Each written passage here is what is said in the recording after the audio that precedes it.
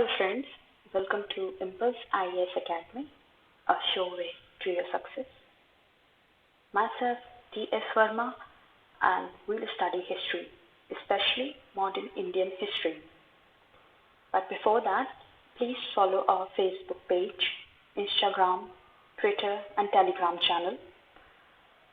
And please subscribe to our YouTube channel, that is Impulse IAS Academy.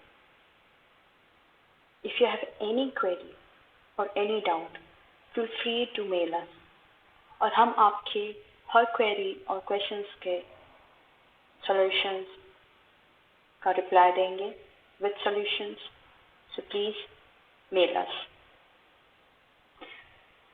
Now let's start the series on the Indian modern history. So इसका जो first important topic होगा वो होगा the revolt of 1857, the Sepoy Mutiny. So why was this revolt was so important and why it was called as the Sepoy Mutiny? क्यों कहा जाता है इसको Sepoy Mutiny और इंडियन हिस्ट्री में इसका क्या इम्पोर्टेंस है वो हम आगे आने वाली स्लाइड्स में देखेंगे. This was also known as the Great Revolt or the First War of Independence. तो सबसे पहले हम इसका पॉलिटिकल मैप देख लेते हैं रिवॉल्ट ऑफ 1857 के पहले. As you can see, this was Rajputana states. This was dominion of Nizam. जो निज़ाम था वो एक तरीके से सब्सिडरी अलायंस था ब्रिटिशर्स का. And the Mysore, it was here. Oudh और अवध ये भी सब्सिडरी अलायंस था ब्रिटिशर्स का. Here it is Bihar, it is Bengal, and it is Odisha. After the Battle of Buxar and Plassey, जो दीवानी rights थे BBO, that is Bengal, Bihar, Orissa, ये Britishers के पास चले गए थे और उनका सोल कंट्रोल हो गया था इस पूरे रीजन में.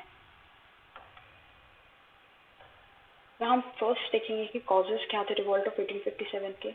There were 5 major causes. First was political, second was economic, third military, fourth social, and fifth administrative. अब ये 5 के 5 causes को हम एक एक करके देख लेंगे.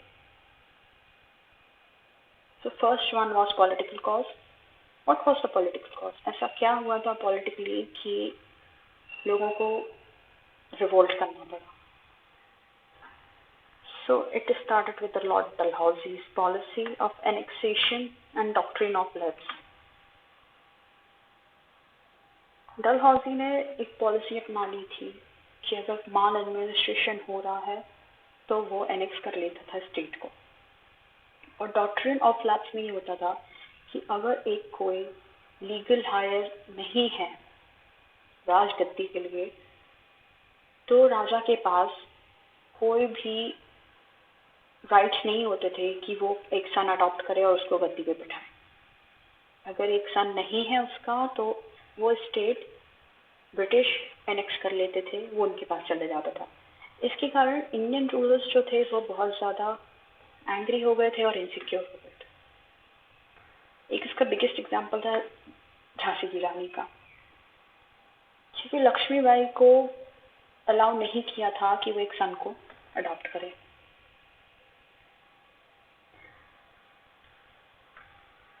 जिसका सेकंड कॉज था पॉलिटिकल, वो ये था कि मुस्लिम्स में एक हेट्रेड आ गई थी ब्रिटिशर्स के लिए. Reason death of Bahadur Shah to.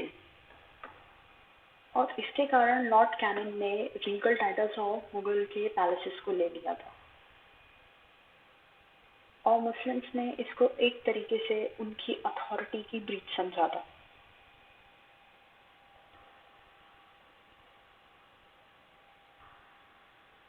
Now when we see the economic causes, so there are a lot of economic causes, लेकिन कुछ major causes हैं वो जो हम यहाँ डिस्कस करेंगे.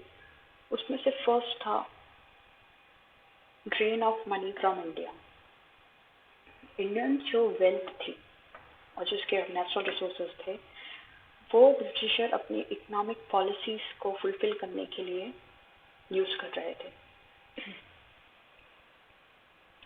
फॉर एग्जाम्पल यहाँ से रॉ मटेरियल, जो टेक्सटाइल रेवोल्यूशन हुआ था ब्रिटेन में, वहाँ के इंडस्ट्रीज को फीड करने के लिए यहाँ से रॉ मटेरियल्स की सप्लाई होती थी।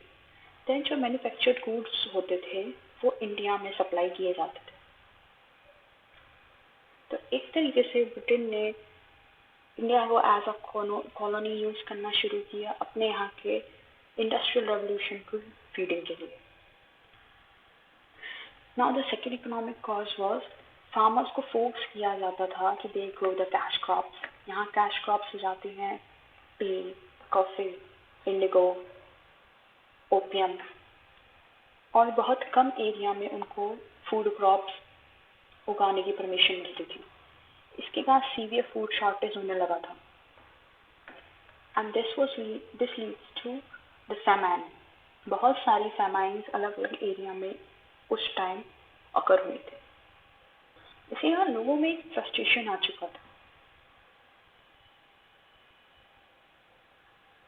जैसे मैंने बताया कि यहाँ का सारा raw material British textile industries को फीडिंग के लिए काम में ला रहा था। उसका इम्पैक्ट ये हुआ था कि इंडिया की हैंडलूम इंडस्ट्री टोटली डिस्ट्रॉय हो चुकी थी और वीवर्स के पास जॉब्स नहीं थे। तो this generated unemployment in India. Now the social causes. So social causes में फर्स्ट जो बहुत ही इम्पोर्टेंट कॉज है वो है सती की प्रैक्टिस को अबॉलिश कर दिया था। विडोज की री मैरिजेस हो रही थी और उनको एनकरेज किया जाता था कि री मैरिज विडोज की कराई जाए। सेकेंड, चाइल्ड मैरिज को अलाउ नहीं किया जाता था, उसको इलीगल कर दिया था। इसके कारण कॉमन पीपल को लग रहा था कि ब्रिटेन इंटरफेयर कर रहा है इंडियन सोशल कस्टम्स में। सेकेंड ये था कि एक तरीके से इंडियन वेस्टर्नाइजेशन के खिलाफ हो चुके थे। उन्हें लगता था कि ब्रिटिशर्स वेस्टर्नाइजेशन को इंडियन सोशल कस्टम्स में लेके आ रहा है, उसमें चेंजेस कर रहे हैं। तो उन्होंने कॉमन पीपल को बिल्कुल बात पसंद नहीं है। Now if we talk about the religious causes, तो हिंदूज एंड मुस्लिम्स को फोर्सफुली कन्वर्ट किया जाता था क्रिश्चियनिटी में। Now the administrative causes. Administrative causes में जो मेन पॉइंट था वो ये था कि जो हायर पोस्ट थी, आई मीन हायरार्की है अगर ये, तो यहाँ की ये मान के चलिए बहुत सारी पोस्ट हैं अलग अलग। इसमें जो हायर पोस्ट है वो सारी ब्रिटिशर्स को जाती थी। लोअर पोस्ट इंडियंस के लिए रिजर्व करके रखी हुई थी। और जो हैंडसम सैलरी थी, इतने जो मोटी तगड़ी सैलरीज जो थी वो सिर्फ और सिर्फ ब्रिटिशर्स को दिया जाता था। इसके कारण इंडियंस में फ्रस्ट्रेशन आ गया था, वो ऐसे एडमिनिस्ट्रेशन से खुश नहीं थे। Now the military causes. अब जो एडमिनिस्ट्रेटिव कॉजेस थे वही कोरिलेट होंगे यहाँ पे मिलिट्री कॉजेस में। ये जो डिस्क्रिमिनेशन था हायरार्की अपर पोस्ट को में लेके ब्रिटिश इंडियंस के बीच में, इसके कारण लोगों में एक नफरत हो गई थी ब्रिटिशर्स के लिए। इंडियन सिपाहीज को हायर सैलरीज एंड प्रमोशंस नहीं दिया जाता था। जो हाईएस्ट पेड जॉब थी किसी भी इंडियन के लिए वो सूबेदार की थी। सूबेदार की मीन्स पोस्ट के ऊपर उसको कोई भी पोस्ट नहीं दी जाती थी।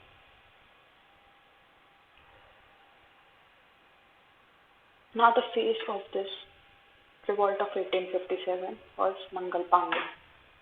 So on the March 29th of 1857, Barrackpore के परेड ग्राउंड में मंगल पांडे ने फर्स्ट शॉट करके अपराइजिंग कर दी थी।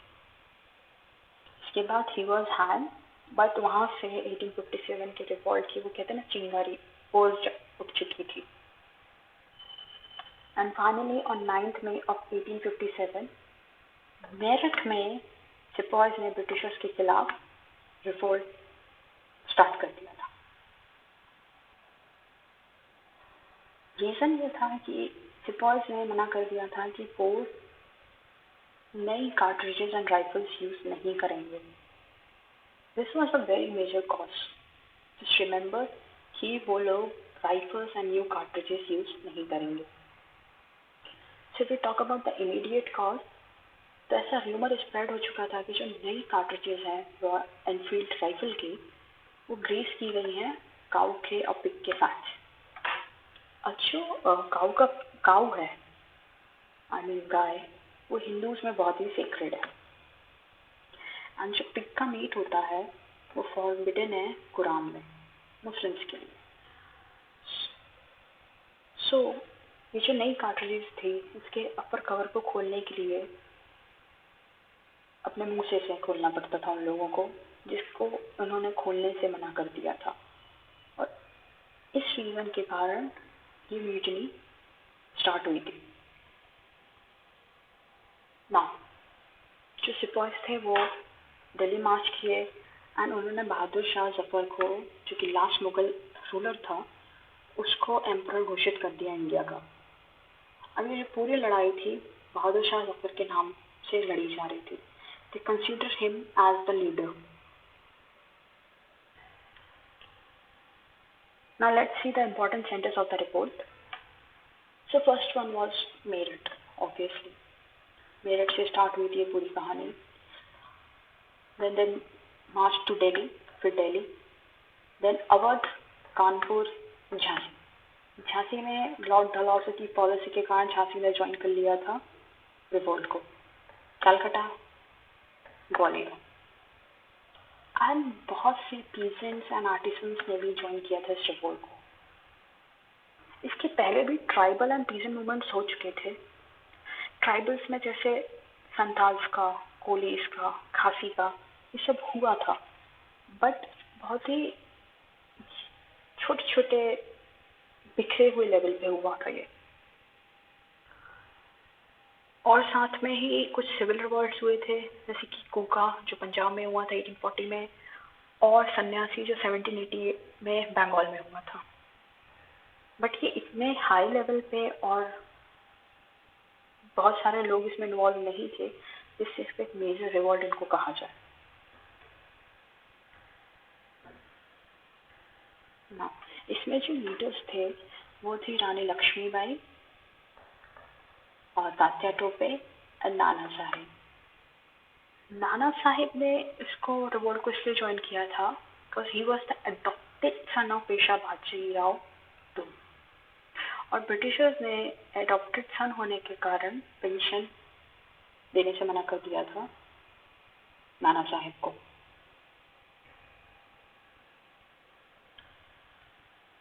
अब इसका जो फाइनल आउटकम था इस रिवोल्ट के कारण आखिर क्या हुआ। ये रिवोल्ट कम्प्लीटली सप्रेस कर दिया गया था ब्रिटिशर्स के द्वारा और जुलाई 1858 में पूरे तरीके से खत्म हो चुका था। बहादुर शाह जफर को सरेंडर करना पड़ा और उनको रंगून में एग्जाइल कर दिया गया था। इसके हम कॉजेस देखें फेलियर के, क्यों ये रिवॉल्ट फेल हुआ, क्यों ये ब्रिटिशर्स के खिलाफ नहीं प्रॉपरली लड़ पाए, वो हम अब देखेंगे। So first one was localized. ये एक लोकलाइज्ड रिवॉल्ट था, छोटे छोटे सेक्शंस में बटा हुआ था, लोग एरिया वाइज लड़ रहे थे। यहाँ पे भी कोई भी एक यूनिफाइड कमांड नहीं थी कि एक साथ जाके पूरी एक लीडरशिप के अंदर लड़ाई कर सकें। ये पुअरली ऑर्गेनाइज था, इसकी कोई प्लानिंग नहीं थी कि कैसे ब्रिटिशर्स से लड़ेंगे, कैसे स्टेजेस होंगे, कोई प्लान नहीं था इसका। Britishers had better resources than the rebels. Britishers के पास बेटर इक्विपमेंट्स थे, बेटर वेपन्स थे, जैसे कि गन्स, कैनन्स जिसको तोप कहते हैं, ये सब उनके पास बेटर थी इंडियंस के बजाय। इंडियंस के पास आउटडेटेड गन्स थी और साथ में अभी भी वो लोग तीर कमान से लड़ाई करते थे। तो एक तरीके से ब्रिटिशर्स के लिए इजी था इस जंग को जीतना। Then it was a feudal in character. Why feudal in character? क्योंकि मैक्सिमम लोग जो यहाँ पे पार्टिसिपेट किए थे या तो वो अपना स्टेट बचा रहे थे या वो अपनी जमींदारी या जागीरदारी बचा रहे थे। यहाँ किसी के भी दिमाग में एक यूनिफाइड इंडियन का कॉन्सेप्ट नहीं था, इमेज नहीं थी, और वो उसके लिए नहीं लड़ रहे थे। Now the leaders lacked military skills. इसमें जो लीडर्स थे वो इतने स्किलफुल नहीं थे जैसे कि लॉर्ड कॉर्नवालिस या सर ह्यूगो रोज थे। उन्होंने बहुत सी लड़ाइयाँ लड़ी थी इंटरनेशनल लेवल पे, और आखिर यहाँ पे जब वो लड़े तो बस बेटर स्किल्स मिलिट्री की थी। Next, no unity. As we have talk कि ये फ्यूडलिज्म करेक्टर था, तो इनके में यूनिटी नहीं थी। सब अपने अपने रीजंस के लिए लड़ रहे थे, किसी में भी यूनिटी नहीं थी कि हमें एक खंड भारत को आज़ाद कराना है ब्रिटिशर्स से। इसमें बहुत सारे नेटिव प्रिंसेस ने पार्टिसिपेट नहीं किया था, जैसे कि इसमें सिंधियाज, होलकर्स और निज़ाम ने पार्टिसिपेट नहीं किया था। उल्टा उन्होंने ब्रिटिशर्स को हेल्प किया था एक्टिवली। और यहाँ पे बहुत लैक ऑफ कोऑर्डिनेशन था सिपॉइज, पीजेंट्स, जमींदारी और अलग क्लासेस के बीच में। सबके डिफरेंट डिफरेंट मोटिव्स थे इस रिवोल्ट में पार्टिसिपेट करने के।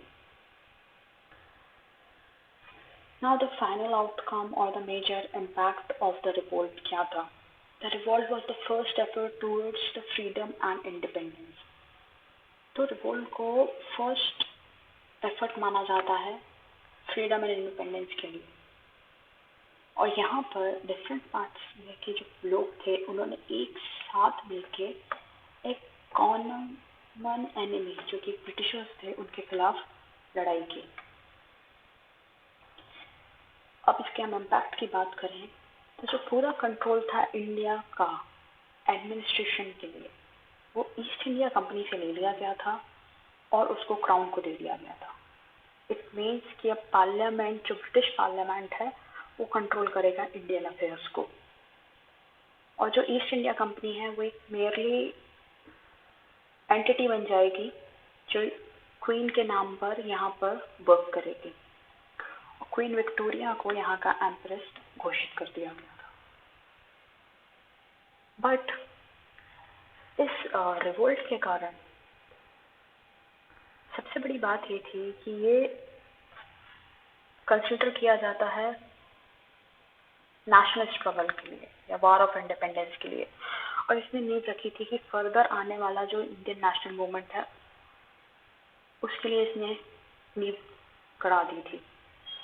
लोगों में एक अखंड भारत की इमेज बनने लगी थी, एक यूनिटी आने लगी थी, हिंदू मुस्लिम्स में ब्रदरहुड देखा गया था जो और ज़्यादा स्ट्रॉन्ग हो गया था। सो इस तरीके से 1857 का एक बहुत ही इम्पोर्टेंट रोल है इंडियन हिस्ट्री में। Thank you very much. I hope कि आपको ये वीडियो पसंद आया होगा। अब इसके नेक्स्ट सेक्शन में हम इंडियन नेशनल कांग्रेस पढ़ेंगे, कैसे ये फॉर्म हुई, इसका मॉडरेट फेस कौन सा था एंड एक्सट्रीमिस्ट फेस कौन सा था, then Swadeshi movement and the partition of Bengal also. And please like this video and subscribe to our channel Impulse IAS Academy. I hope you have a wonderful day. Thank you.